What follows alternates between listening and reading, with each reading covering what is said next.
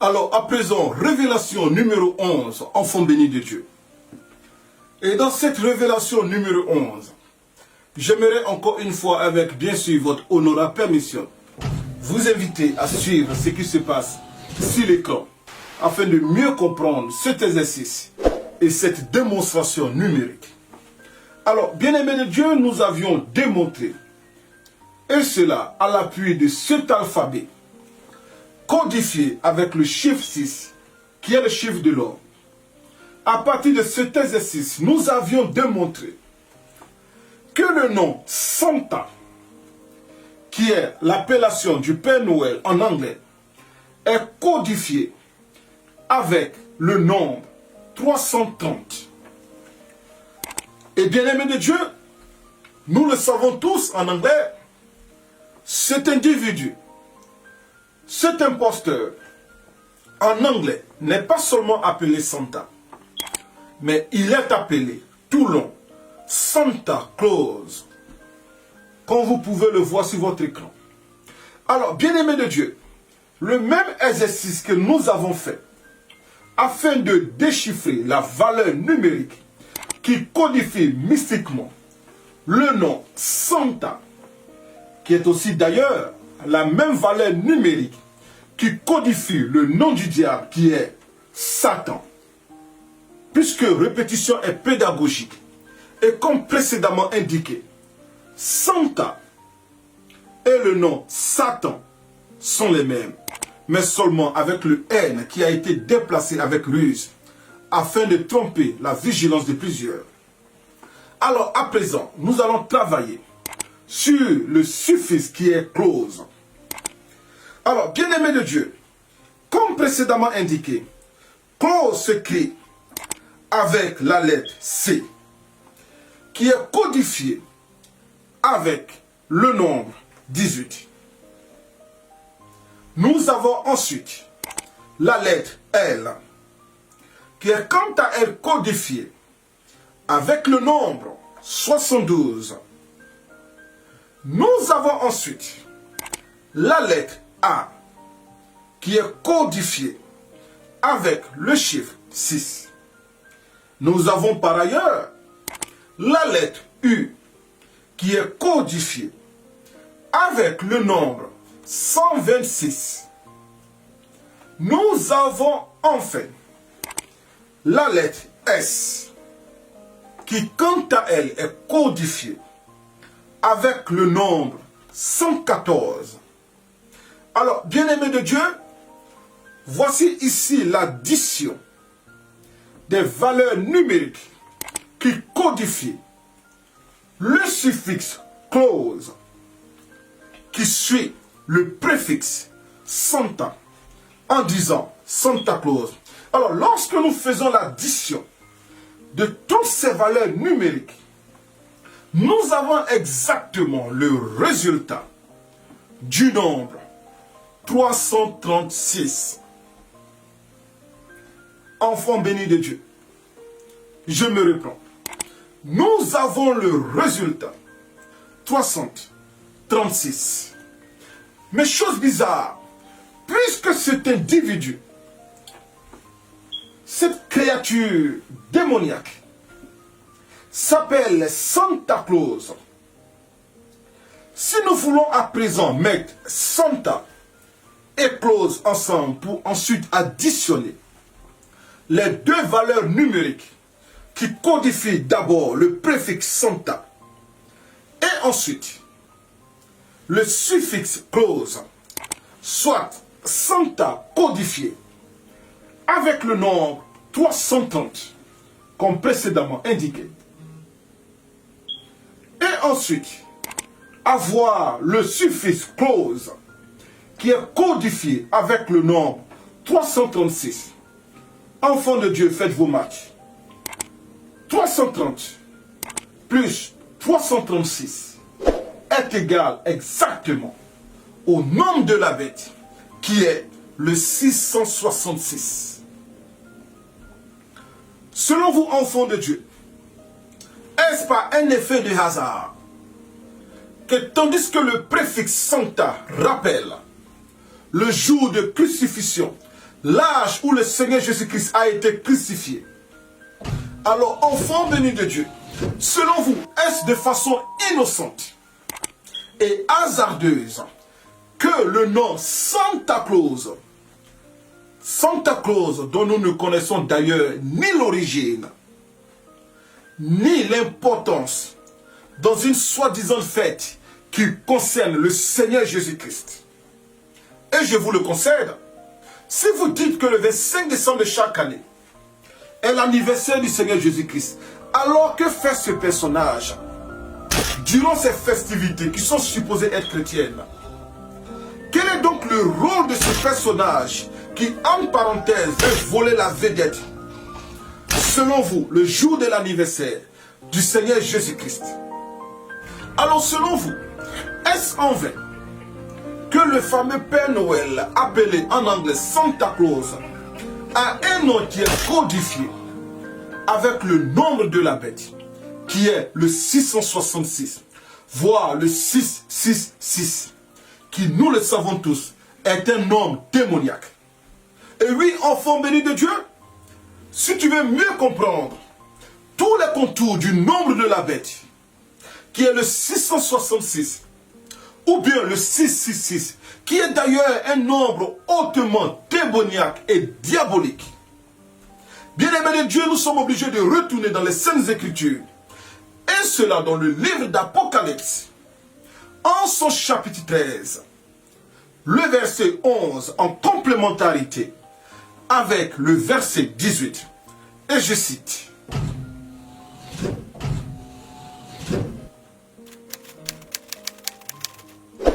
Puis je vis monter de la terre une autre bête qui avait 2 cornes semblables à celles d'un agneau et qui parlait comme un dragon. Parenthèse que nous allons étayer dans la Révélation numéro 12. Alors la Bible continue de dire: c'est ici la sagesse, que celui qui a de l'intelligence calcule le nombre de la bête, car c'est un nombre d'hommes, et son nombre est le 666. Oui, bien-aimés de Dieu, une fête qui concerne le Seigneur Jésus-Christ ne peut pas avoir autant de symboles mystiques et franc-maçonniques, voire démoniaques et sataniques, cachés et camouflés en son sein. Car nous savons que notre Dieu est un Dieu 3 fois saint. Depuis quand, par exemple, nous avons respecté l'ordre de l'Éternel en observant la Sainte Seine, et nous avons déchiffré beaucoup de signes mystiques cachés derrière la Sainte Seine? Non, bien-aimés de Dieu, cela n'a jamais été le cas, parce que c'est une fête qui est pure, saine et recommandée par l'Éternel notre Dieu lui-même, en disant: faites ceci en mémoire de moi.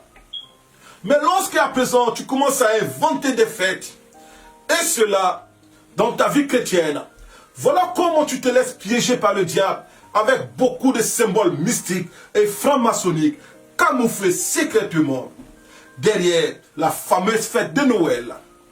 Alors, bien-aimés de Dieu, ceci ferme inéluctablement la révélation numéro 11 et nous conduit ainsi à la révélation numéro 12. À présent, révélation numéro 12. Bien-aimés de Dieu, quand vous avez remarqué le texte qui a été lu tantôt, le texte du livre d'Apocalypse en son chapitre 13, mais cette fois au verset 11, la Bible avait parlé d'un langage de démon, ce que la Bible appelle le langage de dragon. Lisons un peu les Saintes Écritures afin de mieux comprendre. La Bible dit ceci. Apocalypse chapitre 13, verset 11. Puis je vis monter de la terre une autre bête qui avait 2 cornes semblables à celles d'un agneau et qui parlait comme un dragon. Fin de verset et de citation. Oui, enfants bénis de Dieu, selon vous, comment parle le dragon? Car le dragon est un animal que nous n'avons pas peut-être connu dans notre période, mais qui, selon les informations tirées par ici, par là, est un animal qui avait des ailes et qui avait la possibilité de s'envoler, quand bien même il n'était pas considéré parmi les volailles. C'était un mammifère, mais qui avait des ailes. Bien-aimé de Dieu, le dragon par ailleurs avait la spécialité de cracher du feu. Oui, il avait la spécialité d'avoir un langage de feu. Et nous savons que le feu symbolise la destruction. Alors la Bible dit que cette bête diabolique décrite ici, dans le livre d'Apocalypse, en son chapitre 13, au verset 11, parlait comme un dragon. C'est-à-dire, il avait un langage démoniaque. Alors, à présent, pourquoi cette démonstration est faite? Et en quoi est-ce que cette démonstration s'applique à la fameuse fête de Noël? Alors, bien-aimé de Dieu, lorsque nous prenons cet individu, cet imposteur appelé Père Noël, et encore en anglais Santa Claus, Santa Claus qui a été démontré précédemment, et dont la valeur numérique correspond au nombre de la bête, qui est le 666. À présent, voyons un peu le langage de ce fameux Santa Claus. Car pour ceux qui ont une connaissance de cet individu, ils savent qu'il s'exprime comme suit. Ho, ho, ho. 3 fois. Cet individu répète l'interjection ho en disant ho, ho, ho. Comme cela est d'ailleurs témoigné dans cette vidéo témoin. Ho, ho, ho. Merry Christmas.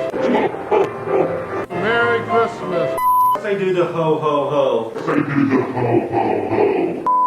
Ho, ho, ho. Everybody does ho, ho, ho. Don't you? Of course Santa does. Ho, ho, ho. Merry Christmas to you. And don't forget to ho, ho, ho. Alors, voyez-vous bien aimé de Dieu, comme cela vient d'être visionné, cet individu, cet imposteur, s'exprime en disant ho, ho, ho. Mais qu'est-ce que cela signifie? Et pourquoi la sainte parole de Dieu parle de langage de dragon, voire de langage diabolique, satanique? Parce que justement, lorsque nous analysons de près l'interjection ho, regardons un peu sur l'écran.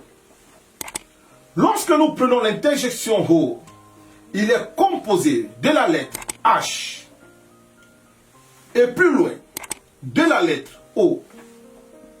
Mais lorsque nous faisons l'addition des lettres qui sont entre la lettre H jusqu'à atteindre la lettre O, nous avons exactement le I.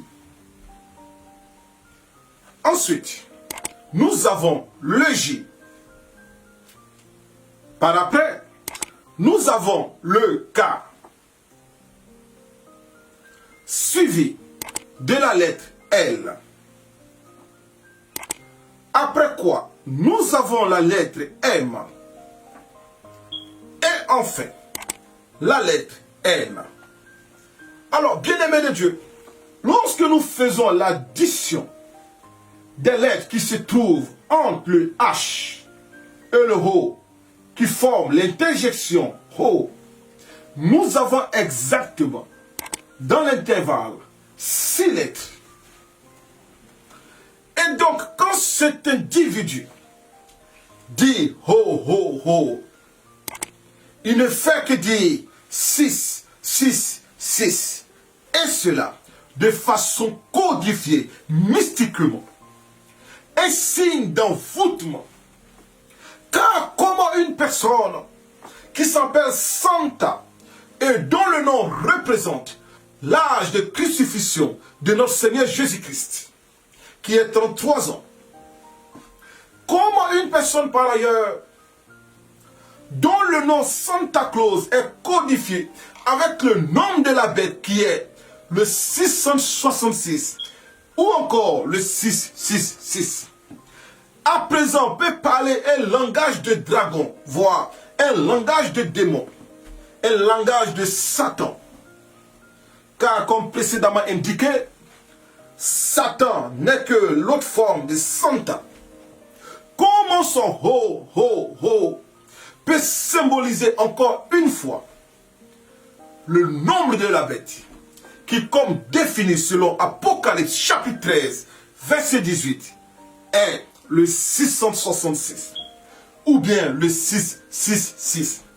Bien-aimé de Dieu, selon vous, est-ce tant de coïncidence?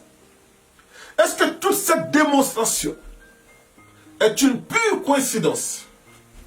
Ou bien est-ce que cette fête est purement et simplement démoniaque? Une fête d'envoûtement de masse, chaque 25 décembre de chaque année. Voilà pourquoi disais-je, enfant de Dieu, lorsqu'on ne connaît pas une chose, et pire, lorsqu'une chose n'est pas recommandée par l'Éternel ton Dieu, qui t'aime tant et qui sait ce qui est bien pour toi, lui, enfant béni de Dieu, l'Éternel ton Dieu t'aime. Voilà pourquoi il m'envoie aujourd'hui pour t'apporter ce message, afin que tu te laisses ni séduire, ni envoûter par tous ces codes sataniques que beaucoup ne maîtrisent pas, mais qui malheureusement fêtent cette fameuse fête de Noël, d'après eux, l'anniversaire du Seigneur Jésus-Christ, sans pour autant avoir un discernement qui vient du Saint-Esprit.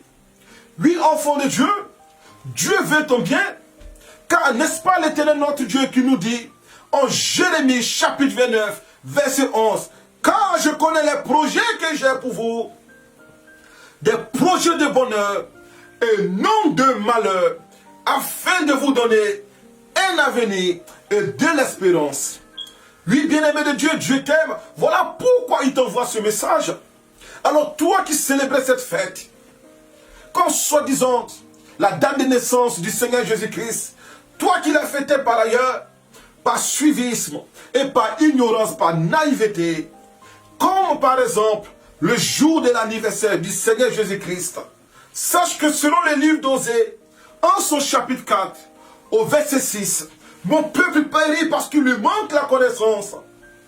Mais désormais que tu es équipé de toutes ces connaissances, révélées par le Saint-Esprit de Dieu, et cela pour notre bien commun, bien-aimé de Dieu, sache de changer tes voies, sache de te repentir pour toutes les fameuses fêtes de Noël que tu as célébrées, car tu ne sais pas quel envoûtement spirituel que tu as ramassé tout le chemin depuis ton enfance jusqu'à maintenant.